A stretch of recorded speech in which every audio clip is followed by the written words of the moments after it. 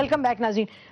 شری, اس وقت تو جس طرح سے پالیسی بن رہی ہے, پچھلے کم از کم ہم دیکھ رہے ہیں 4-5 مہینے سے جو کشیدگی بڑھی ہے, اور ریمنڈ ڈیوس کے معاملے میں بھی جن صاحب, جب ہم نے دیکھا کہ متواتر میٹنگز ہو رہی تھی پریزیڈنسی میں, جدھر آرمی چیف بھی تھے, D G I S I بھی تھے, انٹیریئر منسٹر بھی تھے, فارن منسٹر بھی تھے. یہ کوئی بات نہیں ہوتی کہ آؤٹ سورس کر دی ہے سیکیورٹی پالیسی.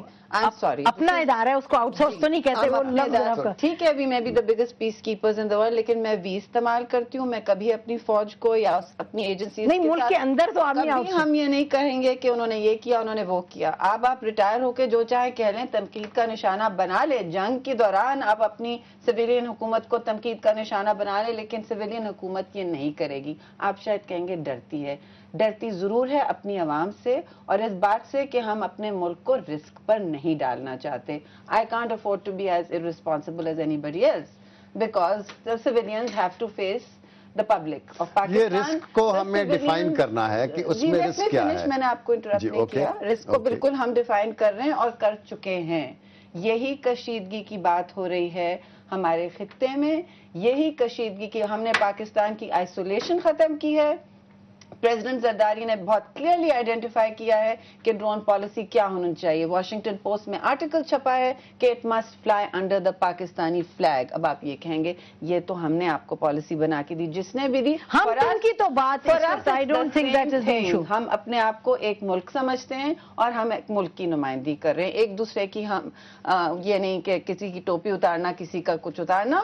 بات یہ ہے, اور دوسری بات یہ ہے کہ ہم نے چین سے جو تعلقات شروع کیے ہیں وہ پاکستان پیپلز پارٹی کی حکومت کا ہمیشہ سے ایک وتیرہ رہا ہے.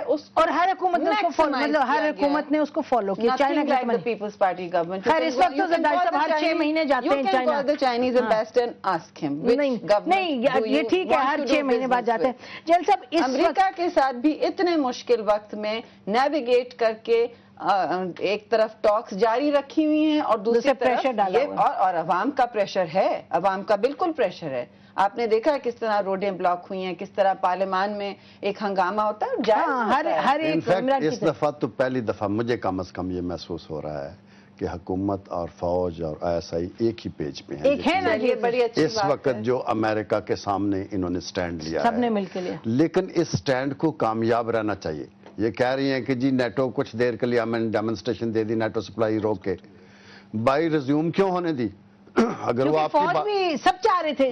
جل صاحب آپ مجھے جل صاحب آپ ذرا تھوڑی سی مجھے بتائیں نا, مجھے بتائیں کہ آپ کا خیال ہے کہ فوج کی اور امریکہ کے جس طرح کے اس وقت تعلقات ہیں ملک کے لیے دونوں طرف سے, اس کو مد نظر رکھتے ہوئے کہ پرماننٹلی بلاک ہو جاتے نیٹو کے جو سپلائز تھے, آپ نے جب بلاک کیا 10 دن کے بعد انہوں نے اپولوجائز کر دیا اٹیک کے لیے.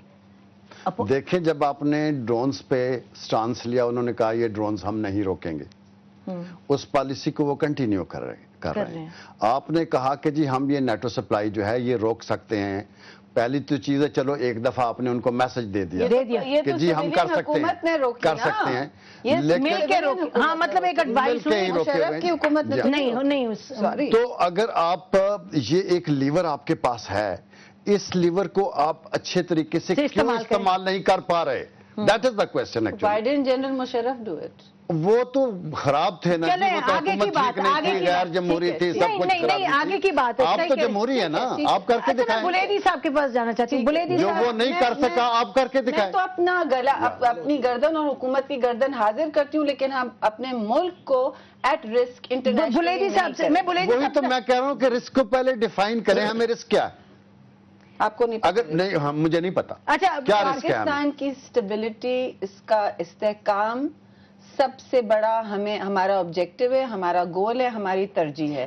جو بھی اس کو تھریٹن کرتا ہے کسی بھی وجہ سے, that is the risk to Pakistan. تو رسک اس میں, if you are taking a stand, either you take a stand or you don't take a stand. دونوں چیزیں you can't have your cake and eat it. مطلب کہ جنگ میں نہیں جاتے نا جن صاحب, وہ تو سویلین کو چھوڑیں, ہر حکومت نہیں چاہتی, جنرل مشرف کی نہیں چاہتی تھی.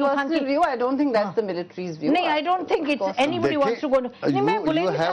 You have to make a headway somewhere. تو they're making a, what do you want? ابھی ڈیڈ لاک کی پوزیشن میں آپ بیٹھے رہے ہیں کہ جی آپ کہہ رہے ہیں रहे हैं कि जी हम आप दो दर्जन मीटिंग्स हो रही हैं, कभी वो एडमिरल मलिन आ जाते हैं, कभी पेट्रियस आ जाते हैं, कभी यहाँ तो महीने के 10 तो डेलीगेशंस आते हैं जो रिसीव सारे लोग करते हैं, और यहाँ से जाते हैं तो डेडलॉक किसको कह रहे हैं? तो are we making any headway? Naturally they are making headway, और if they are not dialogue engage कर रहे हैं दूसरी तरफ प्रेशर। अच्छा, ये मैं बुलेरी साहब से बात करूं। बुलेरी साहब, मैं क्या करूं, ये स्टूडियो में जो दो बैठे हैं ये बोलना ही नहीं बंद करते।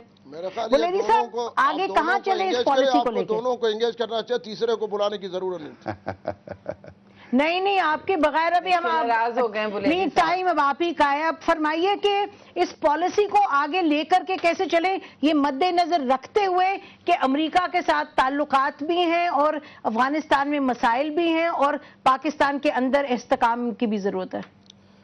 ज़ारा, ये जो खारजा पॉलिसी है, मैं समझता हूँ कि महमूद शाह कुरैशी ने जो रेमंड डेवस के हवाले से जो इसको क्लियर नहीं किया, उसको अपनी कुर्सी का कुर्बानी पे देना पड़ा।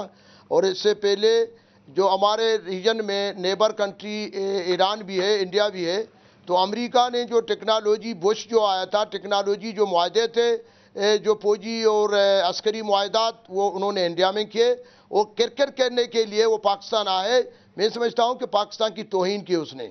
जहाँ तक आपका जो सवाल है, हमारे ये जो पाकिस्तान के अवाम का अगर राय आप सुने तो इंडिया अमेरिका है। हमारे जो भी हुक्मरान आते हैं तो ऊँट वो अवाम से लेते हैं, लेकिन वो अपनी इक़्तिदार को बचाने और तवील देने का वो देखते हैं वाशिंगटन और अमेरिका को।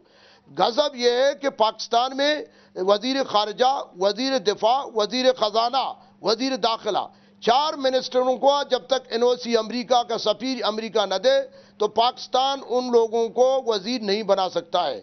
जहां तक कि ये जो आप कहते हैं कि क्या देखा एनओसी कोई दिया अमेरिका ने? बिल्कुल दिया है। आप पूछे आपने एनओसी महमूद कुरैशी साहब जो हल्फ ले रहे थे, आखिरी वक्त में अमेरिका ने कहा ऐवान सदर को उसका कुर्सी हटा दो, उसको हटाया गया।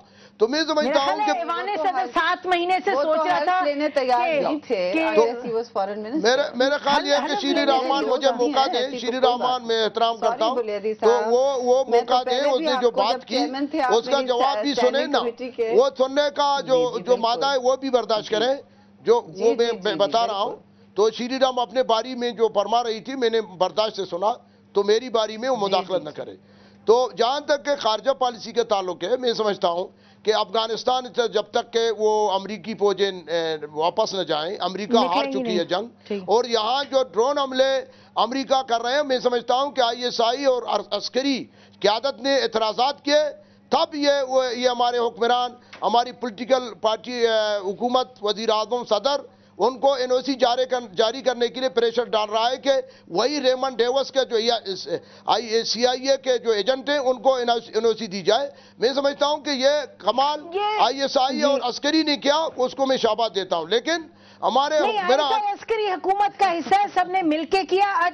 प्रोग्राम का टाइम खत्म हो रहा है, आप ये कह रहे हैं कि एक आजादाना पॉलिसी होनी चाहिए। मैं 1 मिनट में एक मैं समझता हूँ कि हमें इन मफादात और ये जो मफादात का सियासत है, या कि जो मसलात पसंदी से हटकर अमेरिका से ये कहना चाहिए कि पाकिस्तान एक आज़ाद मुल्क है और अमेरिका बगैर हमारे रह भी नहीं सकता है, हमारे जुग्राफी हदूद ऐसे हमें सब ये कह रहे हैं, अमेरिका को भी कह रहे हैं, और हमारे ड्रोन हमले बंद करनी चाहिए। पूरी कौम का आवाज है कि अमेरिका की मुदाखलत बंद करनी चाहिए। नाज़रीन, आप सुन रहे हैं, आवाम की भी आवाज बहुत हद तक ये है, कुछ लोग ज्यादा समझते हैं, कुछ मुख्तलिफ आवाजें आ रही हैं ड्रोन हमले के हवाले से।